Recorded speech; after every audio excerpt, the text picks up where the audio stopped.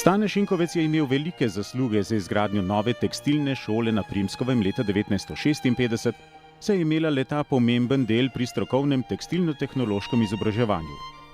Ponesel je ime Kranja po vsej tekstilni stroki. Stane Šinkovec je zbiral tudi gradiva o življenju in trpljenju Slovencev v Dachovu, kjer je bil med vojno tudi sam zaprt. Po upokojitvi je intenzivno pričel z zbiranjem gradiva o koncentracijskem taborišču Dachau in proučevanjem arhivskega gradiva o zloglasnih nacističnih zaporih v Begunjah. Rezultat njegovega intenzivnega dela sta monografiji Dachau in Begunje.